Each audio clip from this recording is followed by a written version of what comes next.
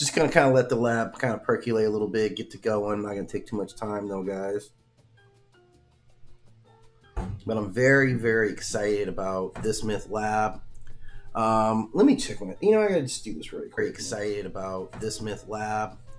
Let me check on it. I gotta just do this really quick. Very excited about this MythLab. So what I got going on for you guys today, and I always say the myth labs are great, and I mean that. I be meaning it every time. This one, I don't know how great it is, but I know it's going to be really, really good for at least for me, right? Like at least I'm going to enjoy the heck out of this because I love talking about vampire movies, and sometimes you just got to do some stuff that just warms your heart, right? I just always like to see if my music's up loud enough or low enough, right? So I'm going to get into this, and this is a really good one in those regards, right? Because I give up a lot of info on these vampires, and vampires are a structural part of our mythology now, right? Like, but they're all different, man. Like these vampire movies, man, they be coming across mad different, right? Like, this is the truth, right? So I'm kind of trying to figure out the differences, who survives and whose world is raw, like all that stuff, right? So, okay. So here's the big three, right? These are the big three as I see it, right? Obviously, we're talking about some of the most influential, and there's a lot of vampirism movies going on, right? We know that. Like vampires are a constant, man. We've been doing vampire movies like since the 1920s, right? When movies came out, vampires was one of the first genres, like in the horror section. Like vampires started getting that business and that work like immediately, right? So we know this about them, right? We know this about vampires. They're 100. This is some of our oldest myths, and we've seen vampires in all kinds of forms. And even the vampire hunters, like when you had Dracula, the vampire hunter, we already were like, yeah, we're fighting against vampires, like that. Right? Vampires, like, I know they like to always seem like they're taking over, but we do not be going gently into that night in regards to vampires. We get after it, man. We push back on vampires a lot, dude. Like, no nonsensically, right? So each of these worlds poses like some different opportunities, some different challenges and things of that nature. So I want to kind of talk about all of them and see if I can't get a better understanding of how they fit, how they work, and some good comparisons on the end. So you're going to want to sit down, brew up a little bit of popcorn, some of that nature, get at least a cool drink, because I'm a cook right now, right? This is a good time, like, to settle in. I'm not joking with you guys. This is a good time just to settle in right now, because I can chill, like, if you're at work, like, I'm just going to break it down for you guys here, right? Beyond scientific, right? Like, I'm about to really get into. So starting off with these worlds, like, I'm going to start off with Blade. And I'm not going to lie to you, like, Blade is my vampire home. Like, Blade's my vampire home, universe. Blade brought me up on vampires, and all my rules are based on Blade rules, right? Like, my rules are Blade rules, right? Like, in the sense that, like, garlic, solar aversion, like none of that holy water, holy water doesn't work. Crosses don't work, sunlight, silver, garlic, because these things do make sense, right? These things personally make sense to me because the biggest aspect was their solar aversion. So that changes a lot if they start getting wishy-washy. So this is why I use, like, Blade is my home. So every other version seems like I'm comparing it to Blade because I am, right? And we'll see how things hold up. Like everything, even though Blade isn't it was the first one to me, and I could be wrong. I'm trying to remember this one because the aversion to the cross. You might not be thinking, about this a lot, but the aversion to the cross ties everything to a central religion, right? Which is, if we look at the world, that's not going to be the case, right? So that's just what it is. So a vampire who was Christian, he's gonna bow down to the cross. But if he was a vampire and he was a Muslim, he's not. Like, I don't know how that works for you guys, but those symbols are more cultural. So this is where I kind of got into it with Blade. When I saw that, I was like, yeah, he's right? Like silver, sunlight, and garlic. I can mess with all those. And because silver in mythologies kind of around the world, silver is still regarded as a pure metal. It's always been associated with, like, purity and cleansing and all that stuff. So, so I'll buy into that. I buy into that 100%. Garlic, we know, is specifically linked to the blood. Like, eat garlic. Like, it always has that association across the planet in, like, health and even, like, not wellness, but, like, some kind of spiritual uses. That's what garlic is, one of those foods. It's linked to that. So right off the bat, I gravitated towards Blade. And it's been cool, okay? And here's the thing, okay? So in Blade's world, we got to understand Blade's world, right? We really got to understand Blade's world. And the significance of Blade's world, to me, is defined, not in just how they roll, but how they adhere to the, like, I'm looking at the entire structure of everybody in Blade's world. Because when you got vampires on the scene, it shouldn't just feel normal. Like, life can't be normal. And I think all of these kind of like try to normalize, like, we living with vampires. So we'll see at varying degrees, right? Like, people don't know about vampires, but to like dig into this world, like I said, man, we always gotta You gotta understand who Killer the Dog was. So we gotta understand who Killer the Dog was. When we look at Blade, we gotta understand that's our Killer the Dog. So let's dissect this world, yo. Now, first of all, this is the core identity. This is Earth, right? This is our world, kinda, right? It's kind of our world, right? This is kind of our world, where Blade lives at, right? This is modern Earth, right? The world has these two systems, and Blade even says it, right? There's humans, there's a world of humans, and we think we're running everything, right? We're chilling, right? We're on max, right? And then there's vampires who are embedded in, like, the infrastructure. Corporations, politics, because they live for so long, they amass all this power. They've been working to do this. They buy up the right properties. I'm sure if you're willing to kill somebody, you're not above, identity theft, right? So there's a lot of love. So they amass a lot of wealth, and this is something we see from vampires, at least the older vampires. They're very wealthy. I don't know if they were necessarily stronger, right? Like, I don't know if necessarily an older vampire was stronger. Damaskinos didn't seem like he was powerful, right? When you saw Damaskinos, he wasn't vibrant. He was kind of decrepit, but he was looted. He was minted, right? So they control the world a lot of times through those. So it's like an organization. Humans don't really know. Like, a few humans know. Like he says, me, Whistler, and a few others. We try to keep it off the streets, right? That's what they're trying to do. But they're in control. It's all hidden in plain sight. Like, it's just the cities, just regular city, where you live at. You might go to the district. You're like, yeah. Everybody's got a neighborhood in your city where you're like, yeah, I bet vampires hang out over here. Everybody does, right? Like, they're at the mall. If you have a hot topic, you probably have vampires in your city, right? If there's a hot topic around, there's probably some vampire culture in your city, right? But there's plenty of other places, too, that you can go that, like, seem like, a lot of times you go to downtown areas. It seems like, to me, downtown at night, I'm like, yeah, I can see some vampires hanging out down here. Like, I think they like live music, right? I think they like music. That's what I get. So, they like going to clubs, right? So it's all urban, and they're just part of it. You live here. You don't even know it. Sometimes they got people working on the police force. Enough people know about them for them to have control like this. But, like, the general, like, dude, like me, you don't know if there's vampires around. You just walk around every day, and maybe you come up missing. And that's how it goes. That's what it is. So in this one, like, everything feels, or, underground. Like, they're cool, right? Like, when we get to it, like, let's get in on Blade. Okay, so when we looking at Blade's world, you can see they're clubbing back here, man. Like, they're having a good time, man. I don't know if you could be a human. I don't know if they kill every human on site, or if you could work down there. Because clearly these guys are having security guards, right? I don't think all the security guards were vampires, right?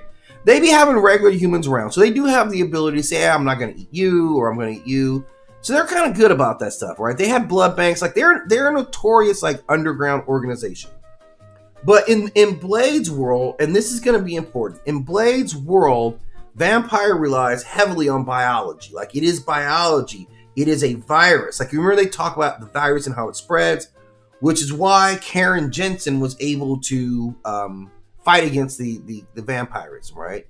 You guys remember right? You guys remember in the movie, in Blade, how she went about it. She kind of explained it, right? That the way that she was going to fight it. Blade, let's see. I think it was Karen Jensen. Right?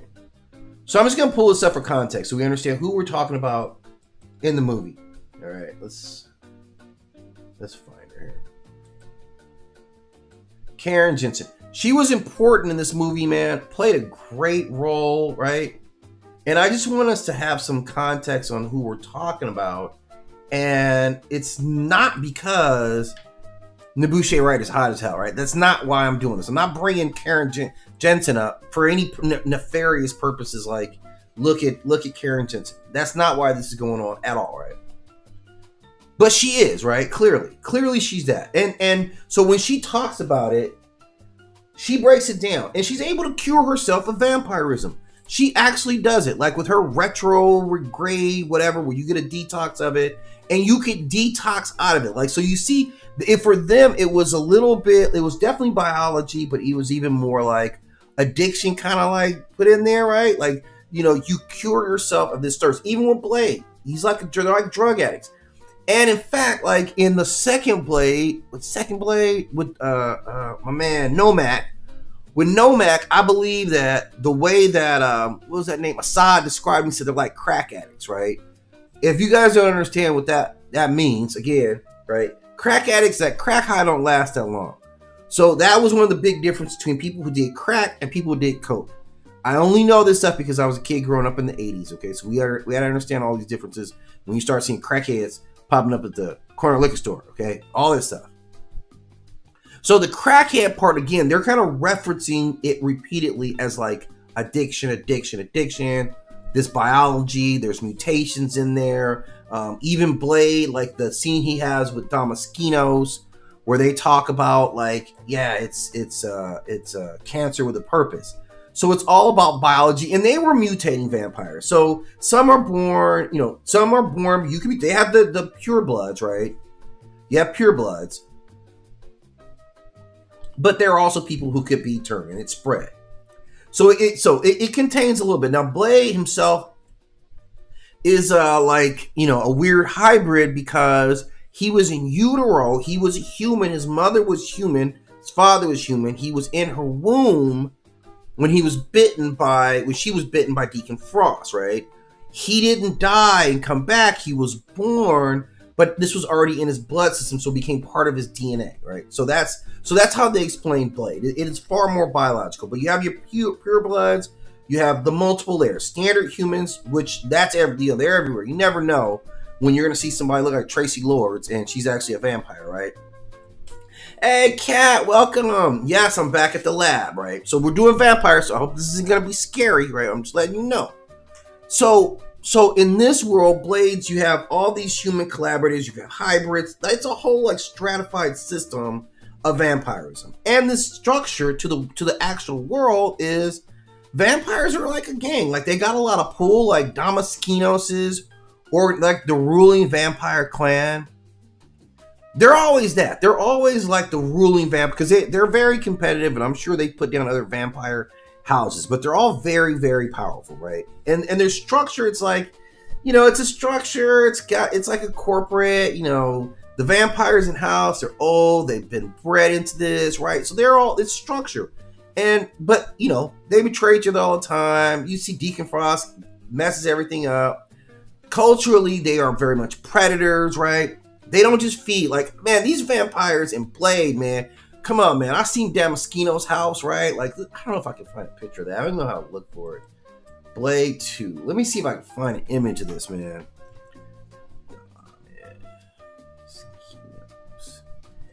I mean, like, these. Oh, man, I wanted to show that scene where he's in the. Oh, yeah, this is it right here, man.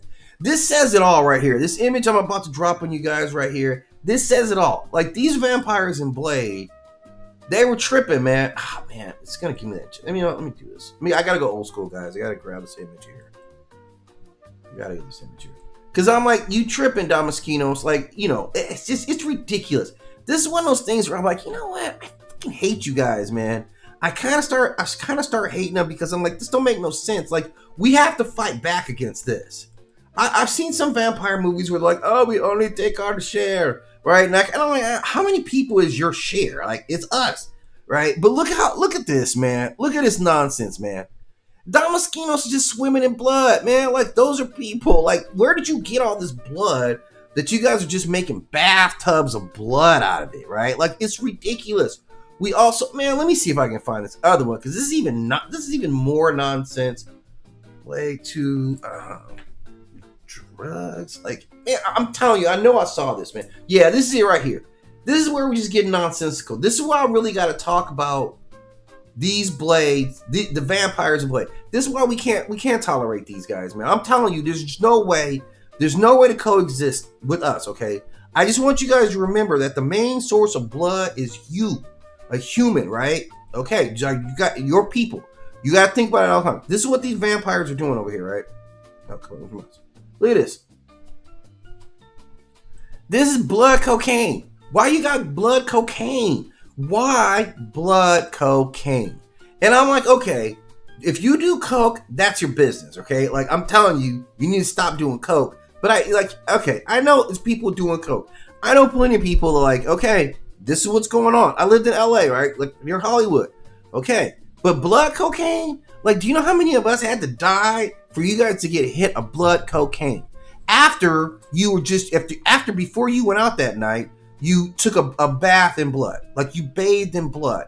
That's a lot of people, right? That's a lot of people that not only got to sustain your life, you have to be able to swim in our blood, and on the weekends, like, snort it up your nose with your homies before you go to a rave. That's what you have to do. And we see these vampires party. They're off the hook. So you know there's a lot of this blood cocaine going around there. And I'm like, yeah, that's where we can't tolerate that. You're asking for it then. So these vampires in this world, it is a lot of excess. Like, they are a lot of excess. I would say a nonsensical level of excess. They're predators. It's all about indulgence. Like, it's nightlife. You got to be cool. You got to have a fat spot, right? Penthouse spot. Man, let me just let you see how my man Deacon Frost was living, man. You guys got to see how my man Deacon Frost is living, man. Like, who wouldn't want to be Deacon Frost, man? I'm being really honest. If you know someone, I want to see your apartment, Deacon Frost. Deacon Frost spot. Where's Deacon Frost's apartment? Yeah, okay.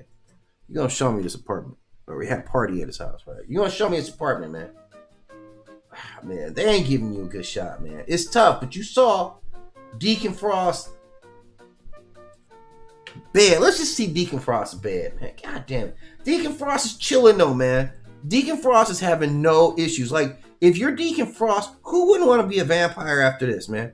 I'm telling you, like, I don't know where all this other stuff comes from, but they paint a very rosy picture of being chilling, man. You got a stainless steel, like, totally comfortable coffin bed, chilling. You chilling, man. Like, you really, really out there. You just snatching, like, man, come on, man. And then, like, you know what? You guys are really, really gonna get this from me right now because I'm telling you, man. What was her name, man? What was her name? Okay, yeah. Okay, let's just like, this is Deacon Frost's life, right? This is Deacon Frost's life. Let's remember this Deacon Frost's life, man. He ain't playing. This is what they're telling the young guys it's all about, being a vampire. Because not only do you live there, like, this ain't even your main girl. I guess this is your main girl right here, right? And your sideys are kicking it in the living room right now. You guys are all partying. You're just like, you just grab up, like, right? You just grab up off the street, right? She's pregnant when you grabbed her. Try to just walk around trying to, you know. Oh wait. Yeah, okay. There's a couple of versions. The comic book version, they were already vampire hunting, so it wasn't just that, right? Okay. So anyway, like, this is your life. It's excess. It's partying. Like, this is what was going on in Blade's world, right? All this stuff. Deacon Frost, you just living like this, like a king. Fat place. You guys are doing blood cocaine. That doesn't tell you guys a lot about these people, right? Blood cocaine should tell us everything we need to know. But that's not even it.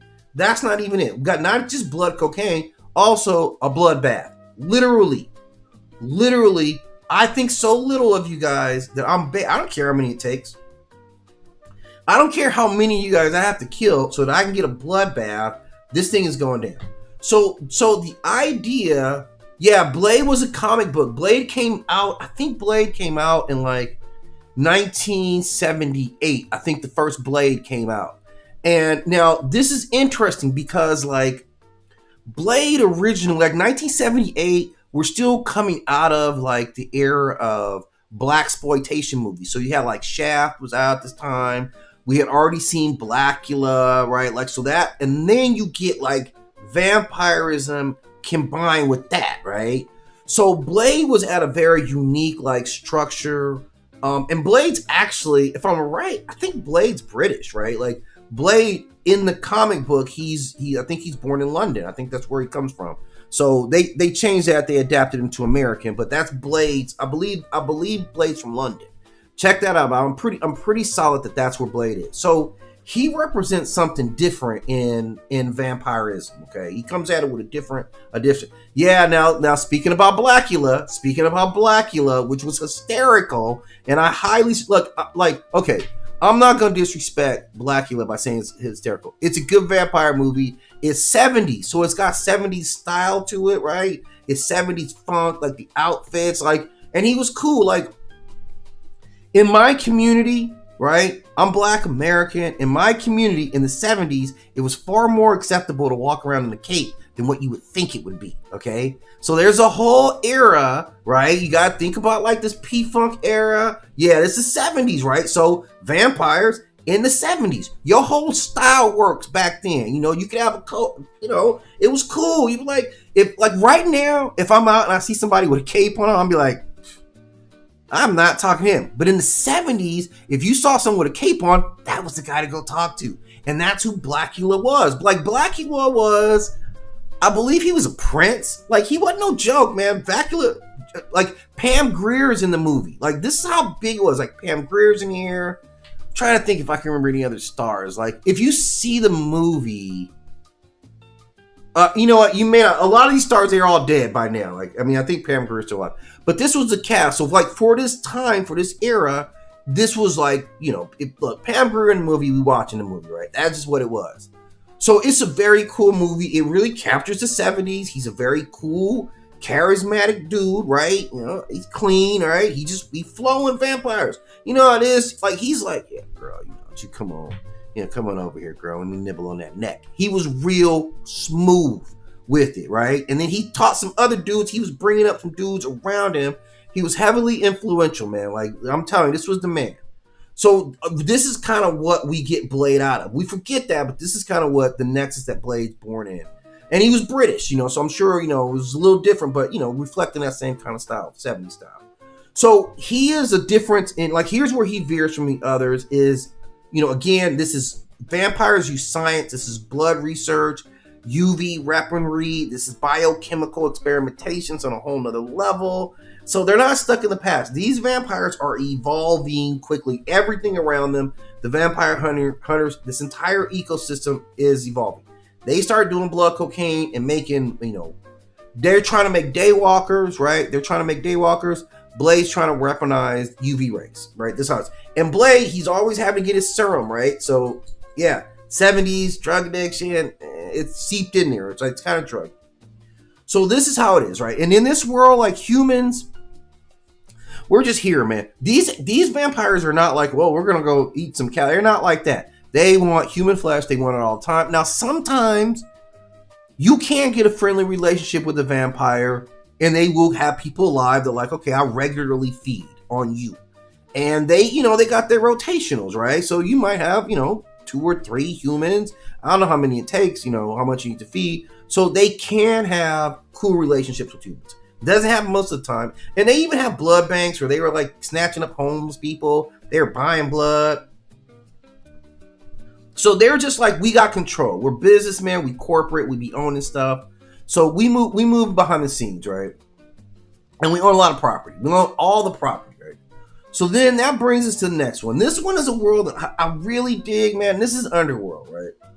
And this is a different vampire type of world. Like, you got to understand this world because this is like the modern world. This is Earth right now, but this is the world evolved.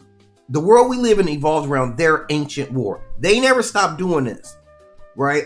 They just letting all this stuff go on. Humans are doing stuff. Yeah, it's cool. Let them, you know, make clothes and stuff, right? We like to dress nicely, and we like lavish furniture. Like, being a vampire doesn't keep your house pristine. You still have to have workers come over there and, keep the house up. You're not gonna pay some regular, and you can't kill everybody, or you won't get no work done.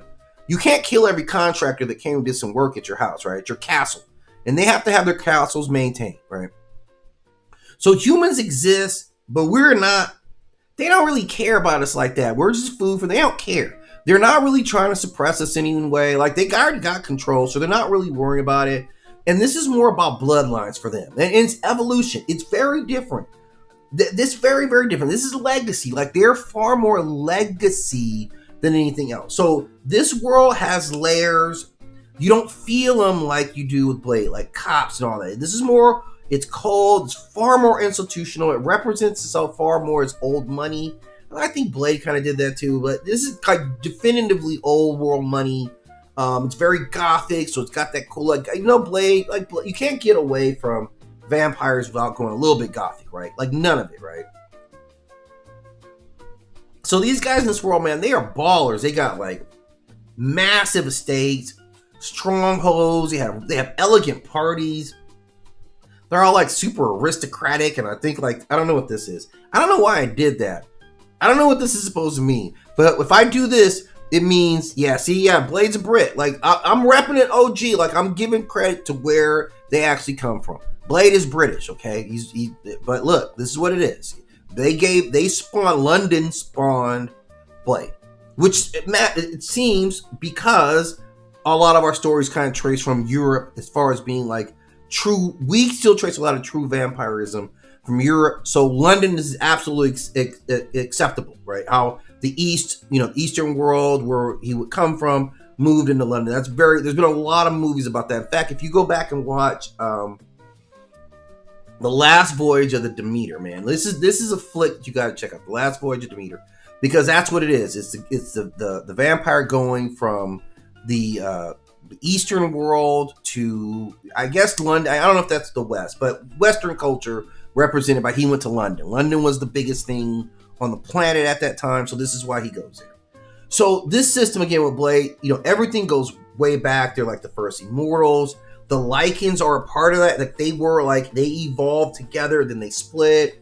So it's not infection. This is not infection, and I don't know how easily people are turned, but it's more about lineage, and I think that's what it is. So you have these two forces. You have the vampires and you have the Lycans, and they're at each other's throats, quite literally, and pun intended on that one. And, the vampires are controlled. They're the aristocracy, their structure and all that. The Lycans are adaptive. They're aggressive. These are the rebels. And you get, anomalies, because it's a little bit biology and evolution. So you have the hybrids, you have the elders who represent ancient power. So this is a two-sided ecosystem war between these two species for power, right? In Underworld, you have defined hierarchies. This is very important for them. You got the elders at the top, you got the commanders and enforcers, and you have the soldiers, right? And I think Celine's kind of in between. Like, you're a soldier, you're like the hottest soldier here, so we always want you at all the parties, and you never want to listen. You never want to listen, Celine. Like, that's the problem. We love you in your dresses, and you never want to show up in your dress. You're always going to be out killing vampires.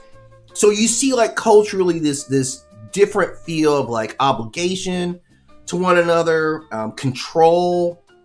Their nobility. This is how they move. They are nobility that exists right now. They don't care. They don't, like, they're not trying to wipe out all humans, right? They're just trying to do what we do. It's a good life right now. If these Lycans would shut up, like, Lycans are the problems, right? Lycans were the field dudes, right? They had to do all the work. So this war spills over, but this conflict isn't just random violence. This is war with a really long memory. Like, this is beef, man. Beef. This is serious beef, man.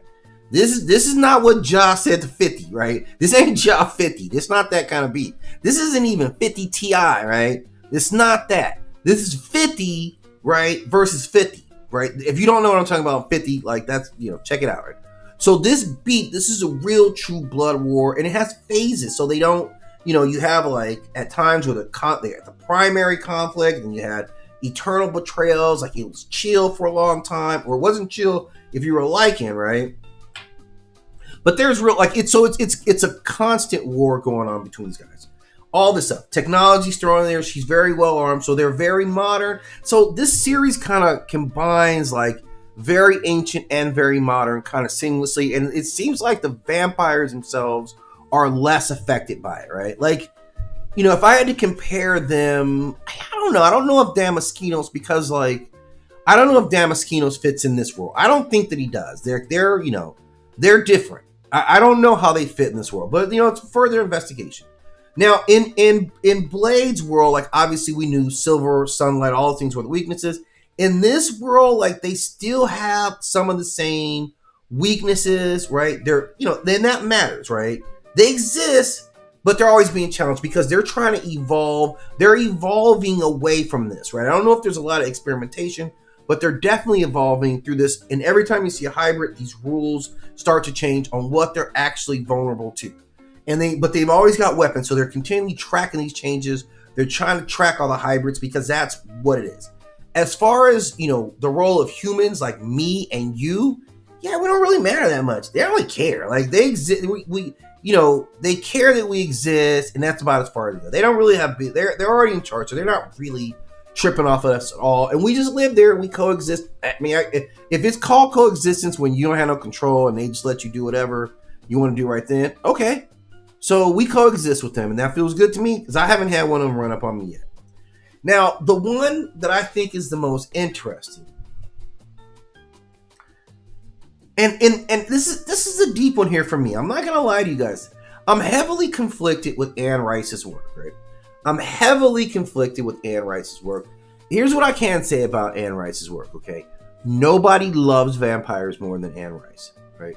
You notice the other two stories are very different. Like Blade is about killing vampires, right?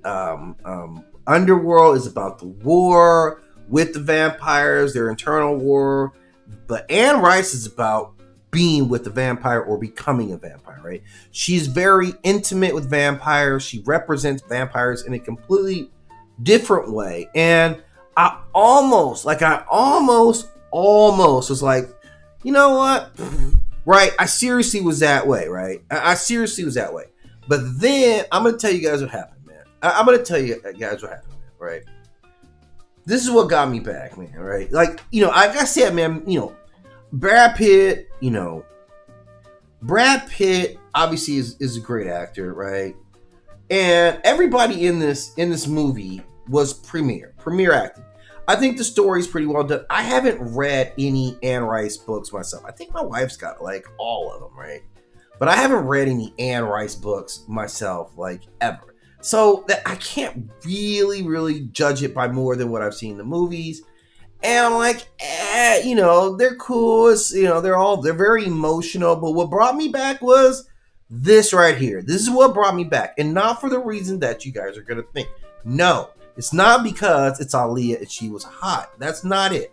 All right, it's a little bit that. But it wasn't that, but it was some other stuff too. She's incredibly powerful. So in Anne Rice's version of vampires, I had to reconcile with the individual power of these vampires. And it seems like they're on a whole nother level based on what Akasha was able to do. She had pyrotechnic abilities. I think they could fly. She could just destroy people with like a flip of her hand. This was goddess level power. And I don't know if there's anything in Blade or Underworld that matches that. Like I like maybe the Blood God, maybe in that brief time, if Deacon Frost could have manifested that Blood God, maybe. But other than that, I don't think outside of Anne Rice's work, I don't think I've seen a more powerful vampire than Akasha. Right? I don't know that. And we've seen some pretty powerful vampires, and I'm open to the debate on it. I cannot recall any vampires more powerful than Akasha. And that's what brings me back to Anne Rice's world, where I have to reconcile this. But the thing about this, so this is Earth over a long history, right? There's a long period of time that goes on in her world. Akasha herself comes from an ancient time. Like there's a whole mythology written about Akasha, and she comes from ancient. We're gonna put her over here. Right? Let's put Akasha over here. Yeah, she doesn't have to go anywhere. You stay right there, okay? So this whole time, like she's ancient all the way into modern times. Obviously, the 1800s was a big time. They loved that. 18th century New Orleans. Love that period of time. Beautiful area, right? I've been out to New Orleans. You guys got to check this out. This is all about European cities, but it's modern times. The world just progresses, and the vampires are just like, yeah, whatever. They're not really like sucked up into it. You know, you can see they go away for long periods of time. When Akasha came back, she was just blown away by how much the world had actually changed. And the vampires here, like, they feel very intimate. It's very personal. They're almost isolated by their vampirism. Like, they are the only ones, or the first ones that have I've seen them treat vampirism as a curse in some regard, right? And a curse in some regard. And I gotta take the time to pull this out, man, right? Because oh man, let's see. I gotta pull this up, man.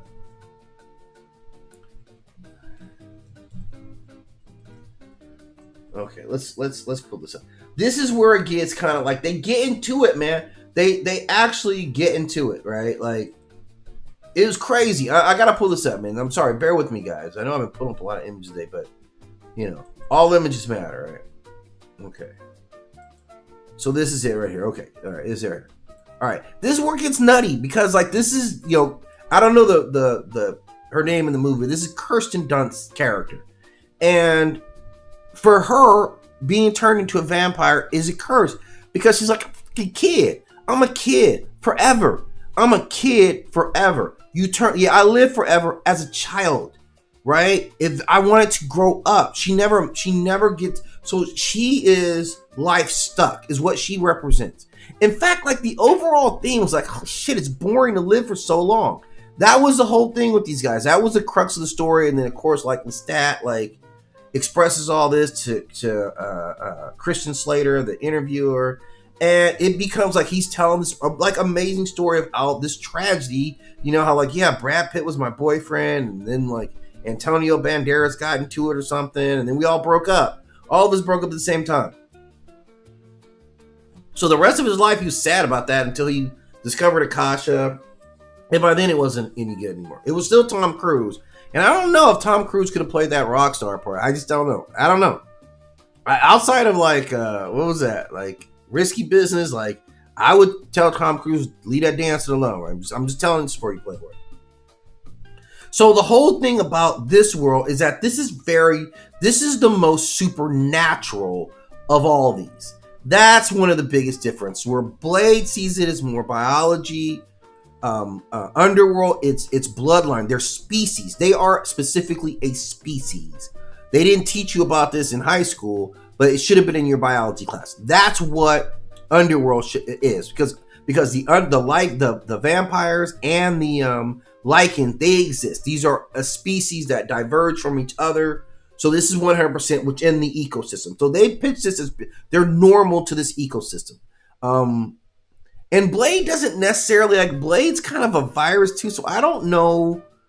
I'm not sure what he sees. He has Dracula, so I think he's still kind of saying it's supernatural, though he doesn't give us any supernatural. I mean, his origin, from what I understand about Blade, his origin would make me, the origin of the Blade verse, the vampires in that universe, would make me think that it was some type of supernatural event. Maybe, but I'm not sure on that one. So this is what it is. In this world, it's so supernatural because it draws on Enlil. This is old, like, mythology. It's actually like a demonic spirit. If you're not familiar, Akasha gets, the initial vampire gets this one right here. In case you guys can't see her, it's Aaliyah right here, right? Just blow her up, just so you guys can see it, right? I just want you guys to be able to see this. Okay. All right. So she's the vampire queen, and the way it goes down is she was being killed and she was dying, and her soul was gonna escape her body, and Enlil, this demon, attaches itself to her. They bond. Now she's bonded with a demon, and they go back inside her body, and that's how she became a vampire, which is why she has like godlike powers, because she's drawn on this demon, Enlil, yada yada yada. Now they exist in this form, right? So that's kind of how their origin starts. So their origin is far more supernatural than the others, and it plays out. So it's not as much scientists. You're kind of chill. You're supposed to be chosen or cursed in this world. That's kind of, because this is a lot, man. they do put a lot of thought into who they change into a vampire. They don't just willy-nilly be making vampires anymore. At least seem like they got there. Hey, look, you're creating more immortals. There's only so much money that can go around, right? Only so many people can buy up all the property in New York over a 123-year period. So they had to decide that. So they set out, so they keep it very thin. They're setting up franchises all over the place. Now, there's not any like formalized structure. It's kind of a bunch of loose connection among the vampires. Not necessarily a ruling class or a council. It's just power. Who has power and who can wield it and who's sharp. That's really what it is. The older you are, you tend to be more dangerous. But, you know, look, you can get jumped. You can get that work just like anybody else. And we saw it. Akasha got jumped. She was the most powerful. Culturally, it's kind of a, you know, aristocratic society. They like that. They like to dress nice. Akasha kind of turned it into like real nonsensical predatory behavior. That's just who she was, right? But overall, the world, you know, they kind of, you know, they're a threat to us, but they're not like trying to wipe us out or anything like that. So they're not going to try to put the blood god on us.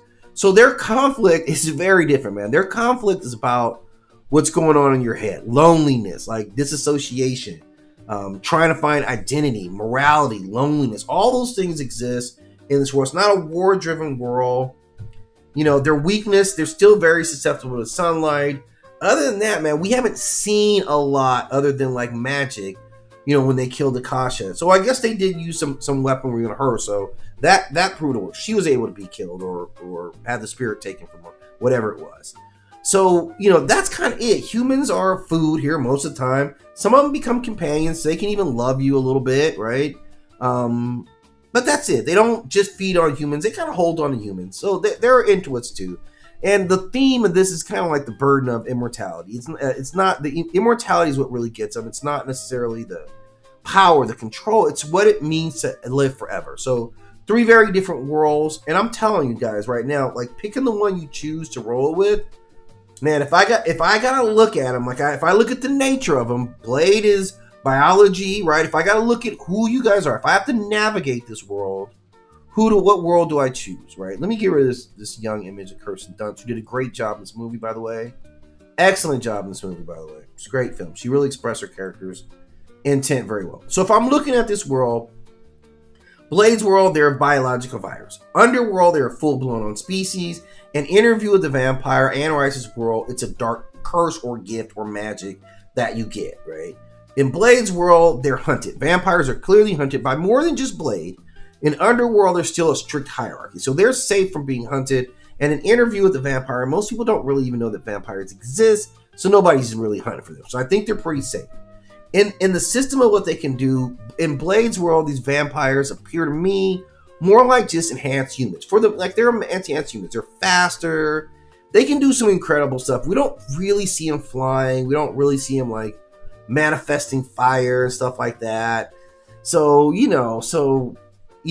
reasonably a human could say, I'm going to fight you. You're going to get your ass whooped, but, you can kill a vampire. It can happen.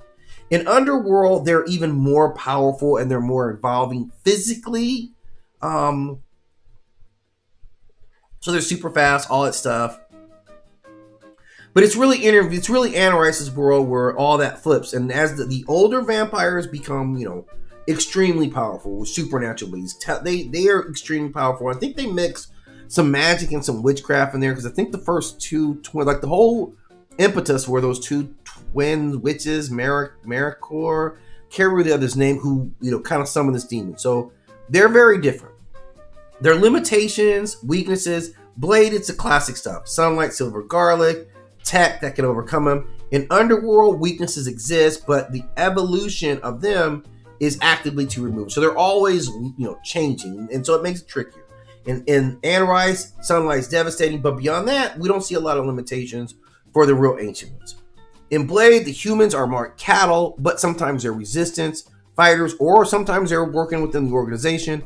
In Underworld, humans are mostly unaware. Humans are background noise in this. In Anne Rice, humans are emotional anchors. Food too, like we will eat you, but we also might enjoy your jokes and laugh and stuff like that with you. So, Blade is like their prey and resistance. In Underworld, humans are irrelevant. And in Interview, they're emotionally necessary. So they're all very, very different in their approaches to us.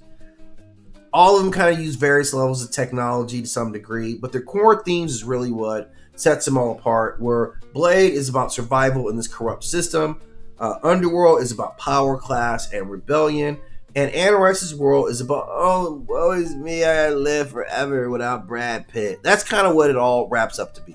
So again, I enjoyed this MythLab because I knew I was going to go fire on some vampires. I think I lit that shit up. But I'm going to check out here. You know, it's about that time. I let my stomach tell me when it's time to move and it's time to get a little something to eat. And I think we learned some stuff today. So thank you guys all for stopping in, Kat especially. And, oh, man, I'm going to have something good for you. You've made it this far, man. I am going to have, I got some new, man, I got some merch coming for you guys, man. I got some, let me see if I got this ready, man. Bear with me a sec, because I may have some merchandise I want to show you guys. Let's see, where's that folder at, man? You ever know somebody and they have like 1 million folders? That's me. Thank you, Kat. You gotta check this out, Kat. I'm telling you, man. I'm gonna get these out. Like, I don't know if I can get one to you, but where are they at? Where are they at? Where are they at? Oh man, come on. T-shirt. Where are you at? Come on. Oh, you're kidding me. Come on. Oh, here we go. So I'm gonna bust out with some new designs for you guys. I got some, so I opened up a store. I'm uploading some products in there now. Let me see if I can get some product shots for you guys, man. Because you guys are gonna dig these. You know what? Okay, I'll put some up later. I don't have any ready right now. But you see Tiamat's, it's gonna be the first one going up. I got a couple other MythLab shirts. I think you guys are really gonna dig these. What's my site, man? There it is. Let me see. Let me go to my store. And it's just some cool stuff. Let's see what we got on.